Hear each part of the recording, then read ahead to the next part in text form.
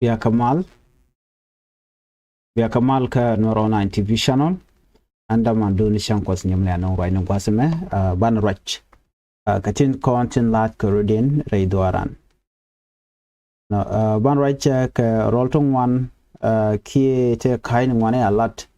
long social media ka kume SPLA IO kan borsha use reidoran ka Akobo kan godi alin kokien ban rach katin kon inshallah kume aman kon kor kaja aman na kon ka wer kan shangdar bokan kon karen yale shankan kon jek gwana dial gor kan ode ko kon tuk kon ito kon en chal kan ware ban rach ka je report me ban full detail ban jeling status da ante content ki position da ante content ngum la ro de ki ngum to work ban jeling ka je report me ne an wale shang kangwan ka pairo ronki na dangro wid jandangro wid bakel pan chana roch katungwan ka social media ba atin kona shagor bana ku clear ni air out ka ta dana dong take a doubt ni tungwan re dan kone shal ken wore ti chana nen ba ti yos ken ne te kona jitaran ka use ken ka dom shoda lot lo jakkan loy dan ka jet gonda kon diala content cos mi shu gujitin kon lat ko rodien ka social media ana mi shu wonne ni je post kon lelke wuri shalke lure kon de lo darajat yiram mo mi shi kanano adere gujen ocean war shi ka tuk ana chen war shi ka tel gwas de celebration gen kon le ken gaba amilalke wuri shal shol na ngaramen na kon aga kon na ka gwam no bar in celebration ka de yenen gwasame kenyam ngani jeno to kon ka time mo gor kon yo bikon wej bana je ger bana shiang kana man je ger ko kume kan o cha kon de ne ka kor gwam no bar men yam men bana wuj kan kon ure ne maka bikon dial ngaje no to kon ke jitaran kan were kon tintere wiki juba shigin wer di ala kontre yiki juba ban wer kontre kel kirmi yadit kana janken kana ten kontin top ka rice ni kana ko kon bane and they are proud of that mishi gujitin kon gor ken ka social media jo kan kon wer no me lweg ne yen wo shi ade ni ke kume ano chikana parweje no en kume no ran ki jin ki han ana chikana parweje jan murai ke ga raje mo ka ja ka kon were mi kon gi kon tashin ka dan no re kore me won ngaje no re dan te kene itimo te loidien ko ba kon juch no ka kan were panken te loidien ko bin were bi ka baj bi kana jek no te loidien ko lat ge jen ko kon sha kon juch ba de jogo no ne te am chi kon juch doran en bog ren yal ga jam cha bog gwada danen te ne de kontila din te te la din ss din SPLA IO no awya bog gwada danen te ten civilian ten guard ka dong kan gwada kon kan ka target jam biya ko ngaje no regime mo man wore ka jamone regime goro na gan wore ke bolon wore be jaga jajet jan la lar ni chianga enemy don mi mu gor jeno be ye tiam ke gor jeno be tijek bagala la wa target na guard kun no kamane kun kan ne tin diniken kan ne ko la target kajan yos ka tema kuma kirmiyadi kan warin ko lan war wew tin te kwide men ci to kare we danen binimi ci konen o Akobo target ka kuma kirmiyadi urure target godi al ko kien ga target we ne ka wade ya ko lingo no lat ken o ci kan ka no ka ci kan liskan widi al konti lat ken o ci kan ka be jogno ne tindi ala konen nen ka social media yudian dial no ka cash ni adio je shiatang ki turbile dire dan e cha ka bala ulit ke de kon jole di bab e cha ka fa kume SPLA IO kan Nuer wa ami re loka me ci bor share cap no shi kan turgen ala ka social media no yejan la credit information sha no ka chejek kan ne kon ala turbile dan turbilian kan de kon shal ka SSPDF jalkan ga jakel so cause in Borshar turbili gana capture gorba no turbila mo cha gor Borshar no kana mana kana nyot different anyok another information dana chejek tele kor mi chater ka kan ni ko la ja re wujin binimi chine kon chik withdraw chere ngai kon tactical withdrawal la kana le ni shang chika withdraw do ko kuje monument bi anga janene Allah ne kon ni chero din watch no yamadan lin kon te ka roante ngwala bi jeno tini di cha juru tini di cha guf ano mede lar janene na me si kortot kordit korshi kon be expect ni win nisha no ba kon ke bu kon win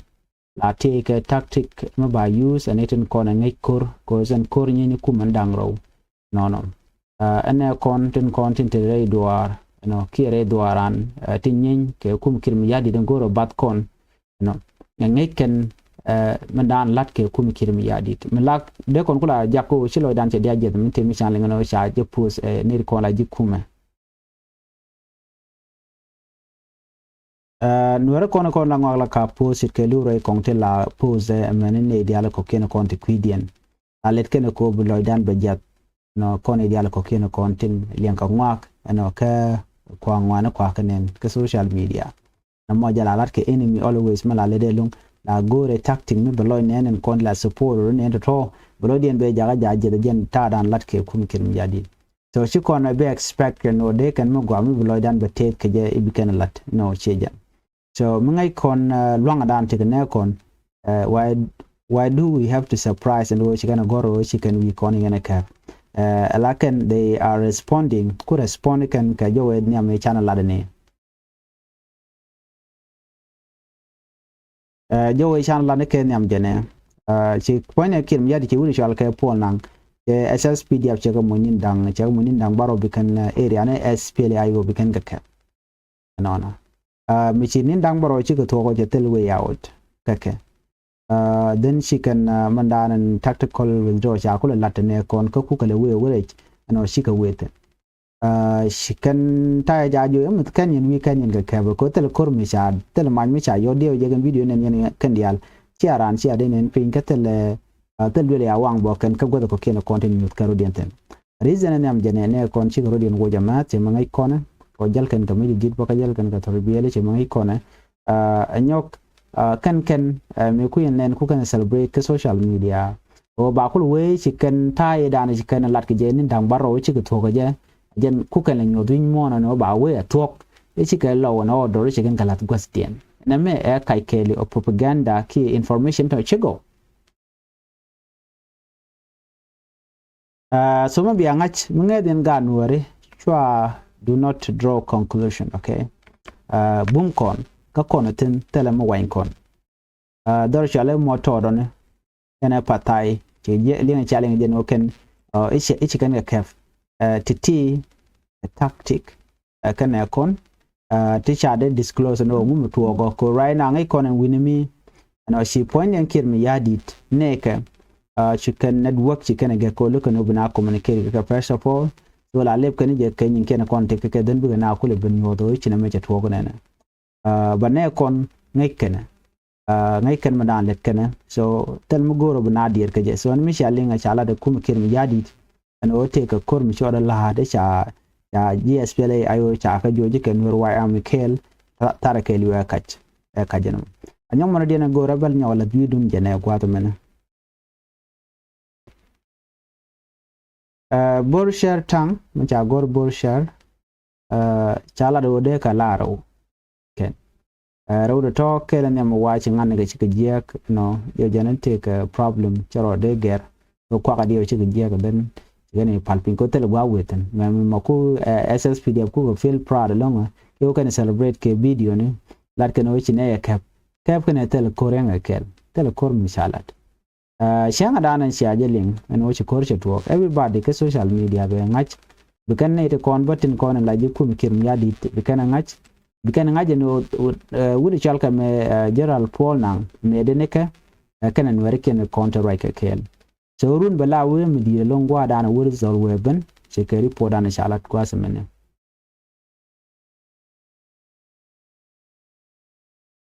report e shanong kacha ling kacha ngach kume SPLA IO under first by president bumke tege mi bala tege ne di chirwa jeno ta Nuer tela general Nuer re loka ta ka gup ka jodana shala da kan gube de gup ko mokan kene ko la general Nuer man yam shalat waken me cha pa ju cha je ka ya ka threaten pona pona kan Johnson lo chi ka right ke yot kana telephone wala ku we da right ken ka je but according to the report be je kwenia no ka bana analyze no ngum deten she can yot she ka right ke generally tela general SPLA IO ken general SPLA IO ya jogo no ne mo yen match o yen we biya bor biya ke biya we ke juba bene Dr. Machar first by president bene mukerik bene nak melagi no ba first by president ba jenak according to the report eje and then go jeno biya lo jok lo cha ka threaten ko ba leader dung SPLA IO ba yeda ba japat mu work advance agent do badana si general Nuer shika withdraw kaja ade jogono nena kajan mo Dr. Machar protection de chete kan Nuer wa army chete ka SPLA IO te kanedi kontila international community look more wiki juba is not the final ka first by president the final gale trial and politically motivated. Maybe connection SPLA IO kana Dr. Machar individual mila leader but cha movement cha de fail ko cha Dr. Machar cha de ka ke cha yen me were wiki juba che cha kem je ko ram makap ko je la ko mo ba ye threaten ba leader run ba jenak Dr. Machar willingly jarode tugan wo ba mal ba jola wiki juba katet IGAD, African Union, European Union, United Nations, and all the political peacemaker. Tela mediatory. Tela do ba mal ba jeno. Te kwa Dr. Machar kwa je pressure wo were wiki juba unon mal. Ajana nyamna mo. Riang Machar tetetka international community ko gorga jeno ba party de ba jabat wala gorno kan wi di alten content take influence first by president Dr. Machar kan wore we ne ka jang ba we ne ki Equatoria kan dial ba ka silent jenta dan lat kana so kujemo a changta Dr. Machar cha ko silent cha people tin gorga chong kila victim akuma kirmi yadit en jiyaga me nakama tikan kode men pal ke baren jako nakane willingly at a respond moment char yara karamkel ano kwa ka threaten kane kono la generally kenyo na boro den to bene naka ko bat kane ka ba chengi kum kirmi yadit che ko kok ngayen manala wi atwo ka wiya kap ko nyoko ni diti bene de kola generally on nyir ngudatin nyir kana to an ci bi jeno me chatti a ci ko kum kirim yadi de ba peleka no jen mena na tam generally no rewdi ndial tandin ka juba alo tegatin gui ga gatin tel gwawo gatin jaga yena gwata mo jaga detain kan dial nobody can move o ngai keje airport de ro kwal keje ngai keje en road down de ke je te custom te gitene bay kap chungten tel gwam de jen ge as long as jira ma ngake okay mi normal person te ram de dir ke je you can move anywhere jen la kona nen bu jen ko china dir ke chika neti mo la tanga ketidit but ka kwar chicken de jen manga ke jarama me arame cha wi de chaje dek Nathan Kon ka kuma SPLA IO tila generally it is very clear kan ko kon kok kan ke influence ba mission dien ngode teten regime garke regime nang ne ideal chin wara karodian katit kontar ka korame in 2013 mi kwan wara kwa target shab realize later men panken ne konishal ke jang ji Equatoria kan dur ko kien chikanenen kan ngaji no malat ke kirmi yadit yarna wich kir yarna wich to gorjano take malm deben gorjano wich but take a duck for very long time ngodo take kwerkame so kuj money inedi al chikane ku realize and woman chala kirmi yadit ari kaman gwalat to kuma SPLA IO take a defensive position defensive position mo o mi chaya mak biadun ga but chaya de la de chenga jek ka gwam bara ba kan sha respond jen ta da na tana so mun yin kuma SPLA IO gang rode o chaya de ba mak dorun ko ba jogo no biede wan jeng mi chaben che da lawo no dar ji bong pin mi lo ko de nyin ga ja ko jen ta da te ke kim ya dit kire jene ya naka shwa right kire ngada ne mete ko ne akam ji Uganda but the spirit dung ne kontin tar ko kur tin tar ko chondien chang le la che ten terbo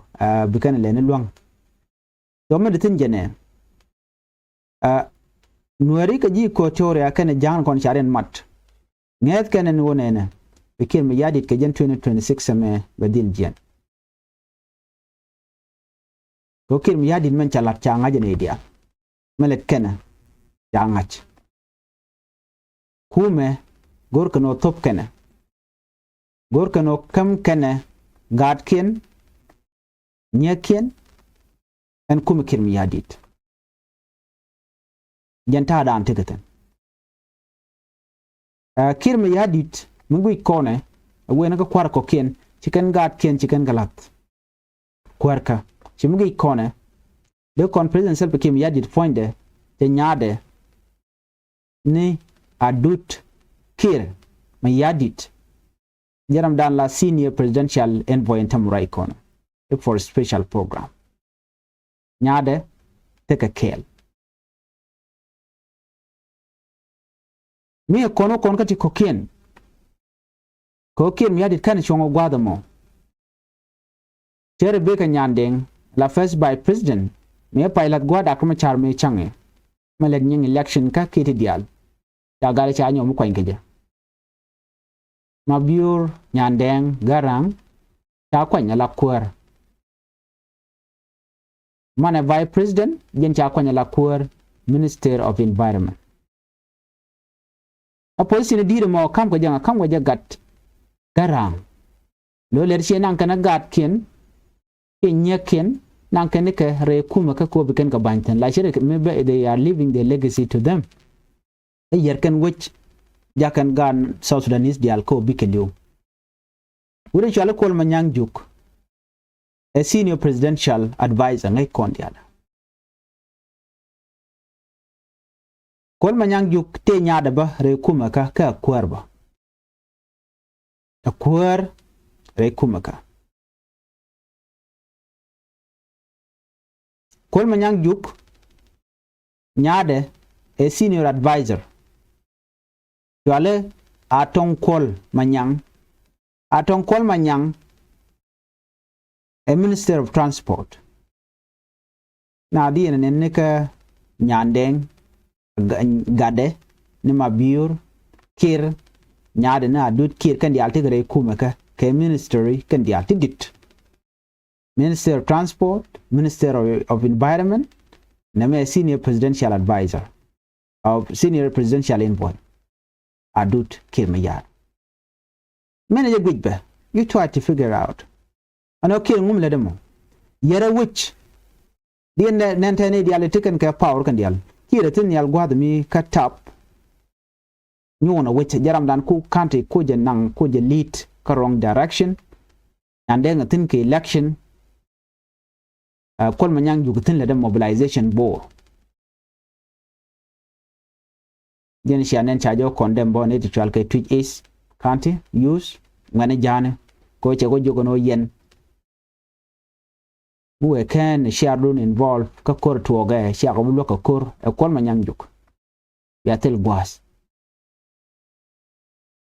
chingwane yu jogo no ko ken nei invite kichi aro jika ko korun mo tere jela yen a jogo no kor chwa e jago bala kodore le yene kor kam no reken ja erong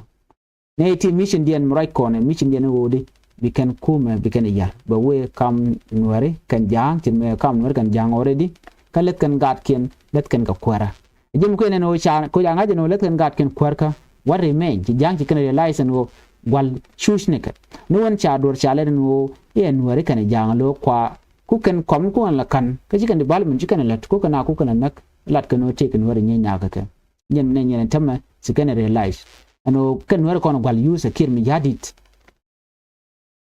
gul kan nuare yone to la mo jene ka yo alo shirkan ke mercenaries kan nuare kon use ke kir. So right now report the container celebration na shaling lat ke Johnson lo kan Paul nan kan nuare ken ten konen no no cha nuare e cha ka joj ka lo nuare land e ka chicken borshare guns tank chicken kef de jogo no ne lieba ke report and barno terken dialati eno ke cash ni la area dana mi tele je network tina je ka gadi ne de konen tara tele network mo gwa do kuje man biya mada le rode biya jelling ka gwasen be eno bi ken le regret ke bi ken be je bi ken nen ken de contin chari pore chala de wur chala pona bi ken le nen mala lat ke lung January ala content telo dun no sha lon wala ni cha je kafa de ni SSPDF gor jeno miti ke family members miti ke SSPDF gor jeno bi teje gwa what is really happening there ko en borshare changar so ke shega no en mito ko me SPLA IO cha je ro teje gwa mi ram te ke SSPDF e de kir mi yadit mi cha ko ko yo ite national army take care gwa. One last thing Simon Gadedwell jabeni but not yet full detail can know but it is happening. So Sudan Kejin 2026 make a report on Chajek. I'm very sure SPLA IO Chora Realika take a capability mobawij baje ger kaje she nuare karo kashi jankaro kashi ji Equatoria. You know, a combination of all the 6 support tribe. Ten charen realika no bikan kum kim yadi demo bikan joera. Jene dana chane dial jogo no en shwara jeno te ke jang kan nuore te ko. Right now kore me akam kum en dangro. Du no gane de kon shuch mkwala no kan nuore o nuore area ne ken wa kor wa ka tertena. Ko kir gwe jeno jang ko ken metken ke ja. Du no te ka jang ti chelaro ne mene kach en melal ke kirim jadi tu gane ko la gad janwa kan gwa dan tigitin na be kan re ko ruga nyi kan ware e gang kan nation ka gang na komde mara dien manjak man belariye malar ke kirim yadi da mishale mobilization ano gor ku kan motivate ni de ni kala de SSPD malar kan o cha de ni SPLA IO cha ga joj motivation ko chi kan jang ki kan budwal kan ne ko ken content we wan kor bini dial bu chu kor ka kwiken mandan le road ngaji medan ci to ka pajut again the largest base ka kumkir mi yadit ka ce tede me change ya medan ci to tin ci ajenen and the same thing will repeat itself very soon and ban je ka report again ngaga ne ko ken and wala shanka wan ka pairo rokin dangro with jandangro bakel and biatemal